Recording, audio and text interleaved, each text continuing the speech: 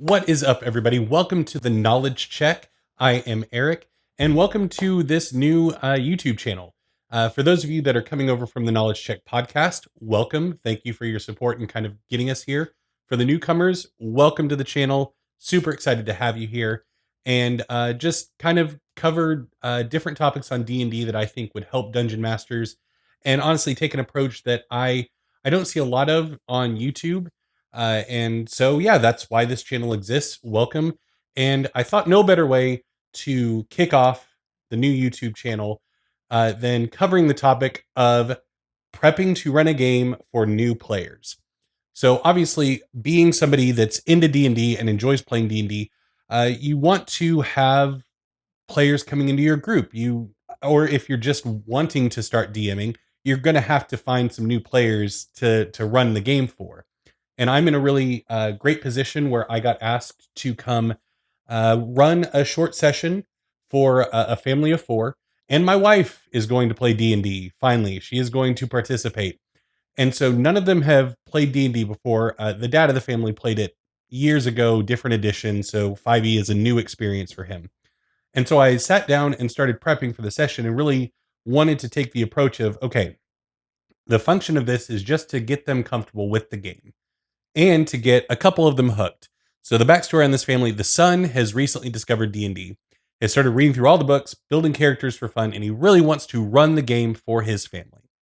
And so I've been talking to him and kind of giving him some resources. And I was talking to him and the dad, and I said, do you think it'd be helpful if I came and ran a short session so that not everybody at the table is having to learn how to play while you're having to run your first game of D&D? And they said, yeah, that'd be great. But they also told me that mom and sister are reluctant. They're doing it simply because the son wants to play D&D with them. So I really have two goals going into this game of teaching the rules in a efficient, fun manner, and also getting some people that are kind of reluctant on the hobby hooked into the game. Make them realize that the preconceived notions they may have about Dungeons and Dragons are wrong, and that it can be a fun, engaging experience, and hopefully something their family can do together and have a great time as a family after dinner on a Wednesday night. So yeah, I sat down with all that in mind, thinking, how should I best approach this? And I think the first thing, if you're setting up a new game for totally new players, or even vast majority new players, you're having to teach the rules while trying to run a fun game. You need to. I would not recommend trying to start a campaign from this session. If after we're done playing, they say, that was awesome, we'd love to continue with these characters and move forward, I've set it up to do that, but I'm doing it in a way that's different from what Philip and I are doing with the Patreon game. We have some awesome patrons that are donating, and hi Pippa, and we're setting up a campaign for them. And so it's a very different approach and a very different type of session one that is going to happen compared to what I'm doing for this family on a Saturday night. So things that I would recommend: kick it off in media res. So you want to have it be high action, get them drawn into the game. And I think an important thing to really go into this session with is to not explain the rules at the top of the session. Don't get everyone around the table and they're excited to play and try out this game and then say, okay, let us go over the rules. And that's the benefit of doing it in media res, is you get to teach while they're taking actions, while they're doing things. You get to say, okay, you want to swing your sword at him, and really quickly say, here's how this works. Roll your d20. Now add this. Okay. So you get to teach on the fly, which with a game like D&D where there's no winning is totally acceptable. Board games, it's a little bit harder because somebody might have a move in mind and be like, well, you can't do that because of this rule. And they're like, well, I wish I would have known that. D&D, it's different. And so I would not give them the laundry list of the rules. Explain the bare minimum, which for me, what I'm going to do is tell them, here's how we're going to start off. You tell me what you want to do narratively. Describe your action. And then I will give you the rules to accomplish that action. So that way they're not having to look at their character sheet and think, oh my gosh, so for my action, I should attack, or I could hide, or maybe dash. That guy is really far away. It just don't burden them with that. Let them come to those rules as they want to, as they want to engage with the game. So, in terms of what type of session, once again, similar thing. You're not setting out to start up a campaign, even if that's your intention, even if you're hoping that you'll get all these people hooked and you can turn this into your weekly gaming group. Don't start them out in a small hamlet with 50 people in it. And I mean, if you all listen to Eberron Renewed, the podcast that I do with some other awesome guys here on the network, you will know that that's how I started it. It was a small town and somebody got kidnapped, and here's the big, broader world. That's fine when you have that buy in from the players that they're going to want to continue playing. For a game like this, you want it to be high action, lots of fun. You can kind of play fast and loose with the rules because, once again, they are learning. So you don't want to bog them down with, well, you can't do this, you can't do that. So I'm going pirates. Fun, swashbuckling, over the top pirates. And I think that's going to be a blast for them. So they're going to start on a ship on the open ocean, and another ship's going to come up and attack them. So that's going to allow them to do some really cool cinematic things and really get their imagination sparking, because that's the other big thing that you want to do starting out at the top of the session is you want their imaginations to be firing on all cylinders. You want them to be imagining the ocean and the waves and the smell of the salt. You really want to get that buy-in from them of the game so that when time comes for them to describe actions, they have this really vivid image in their world. Another big thing that my first session D&D ever I did, but I would not recommend it for new players now being where I'm at in the hobby. PreGen, PreGen, PreGen. Give them PreGen characters. If after this session they say, wow, we really want to keep this game going, we want to play, you can say, okay, here's the player's handbook. Here are all your options for classes, races, and you can tweak it if you want. If you really like the mechanics of what you did, awesome. But if I gave you a wizard and the idea of a sorcerer seems cooler, yeah, we can make that work.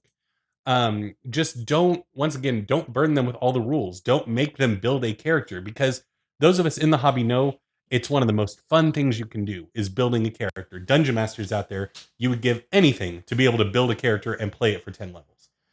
But for new players, it's a lot, and they're going to be worried they're going to make a mistake, because that's the thing, especially for people that have never done tabletop RPGs before, they're going to feel like there's the potential to make a mistake. And there is narratively, but mechanically, the way that I run a table, it's not possible to make a mistake. If you build a less than optimized character, that's okay. That's great. We're going to make it part of the story. The fact that you made a gnome barbarian because you thought it sounded fun, that's awesome. And we're going to make him the toughest little dude in the world. So, yeah, just give them pre-generated characters and cover the bases, like martial, divine, arcane. Just cover those bases, because you allow them to get to pick the characters. I would recommend, and what I'm going to do is I'm running the game for 5 people. I'm probably going to come with 10 pre-gens, like 10 pre-built characters. That way there's not that, well, I wanted that character, but in this case, my mom really likes it, so I guess I'll play this other character. Provide a lot of options. Because if they were building their character, they would have limitless options. So provide a lot of options with your pre-gens when you're running a game for a new group of players. And the last big thing that I will say is, and this kind of touches on, don't explain all the rules from the outset. Don't get bogged down in the rules. You're teaching them the game. You're teaching them the basics. You're teaching them all these things. They don't need to know every little bit. So, perfect example.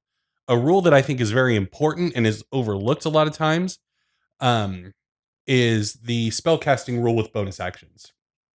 If you have a spell that you can cast as a bonus action, you can cast that spell. And then if you want to cast a spell with an action, it has to be a cantrip. That's an important balancing thing for spellcasters. In this game, if the sorcerer in the group wants to cast 2 spells and they don't do one of them as a cantrip, okay, If we play again, I'll bring that up and say, okay, last time I let you do this, but just so you know, since we're getting deeper into the game, here's the actual rule. I wouldn't even do that in this first session because the likelihood is that they're going to play this session with me and they might love the characters, they might love the world, they might love everything, but they want to let their son run the game because that's the thing that he's wanted to do. So they may keep everything that I bring to the table except for me. And that's awesome. That's great. I'm already running another game. But if they invite me back to run the game also, that's totally fine too. I would love to do that for them.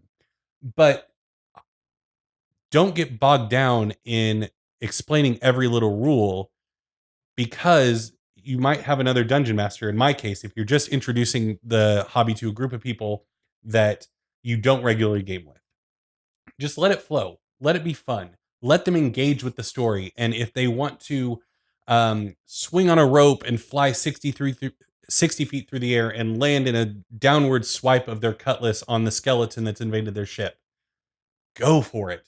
Acrobatics check, because we're teaching the game. So you want to do something awesome like this, there's a roll for it.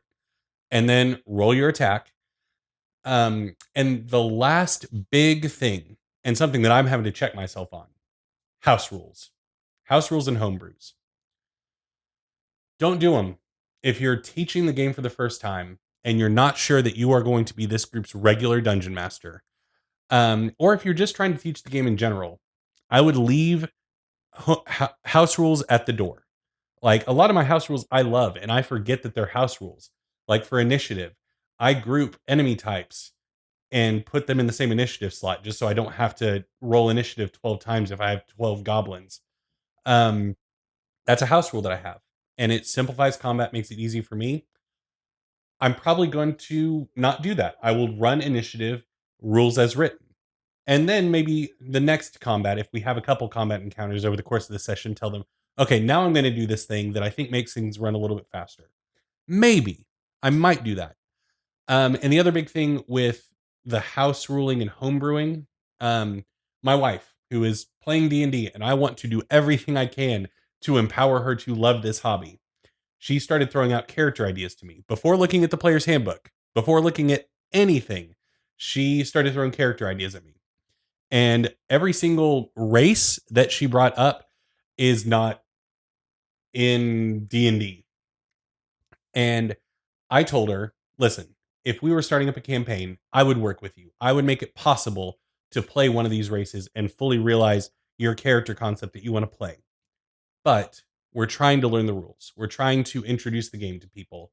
So let's try to find something that's already in the rules that will fulfill what you want out of a character.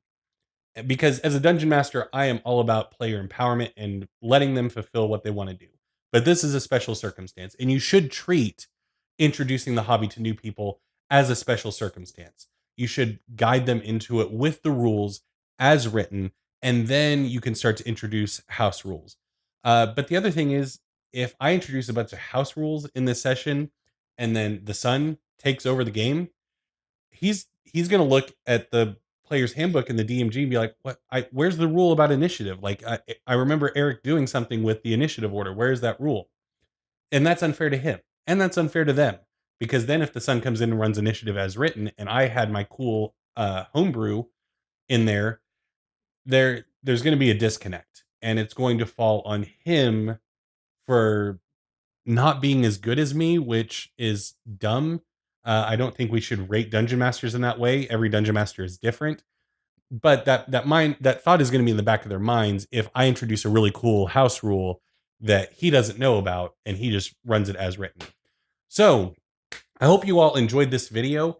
It was kind of free form, and welcome to the channel if you're new here. If you want to enjoy some more in-depth discussions about D&D, definitely check out the Knowledge Check podcast. The link is down in the description. If you're a fan of actual play podcasts or a fan of the Eberron campaign setting, we also have an Eberron actual play podcast. Link down in the description as well. So yeah, thank you all so much for listening, and thank you to our awesome patrons. This episode was brought to you by the generous donations of Irene Villarito, Daryl Delaney, Darren Katsko, Ryan Royce, Laura Pickering, Jessica Smith, Charles Compton, and Nico Batson, as well as all the awesome patrons. If you want to go to patreon.com/the Geek Pantheon, or go down to the description, you can find it there. So thank you all so much for watching. Let me know what you think about these tips. Just put them down in the comment section and I will read them and maybe respond to them. But thank you all so much, and I will see you next time.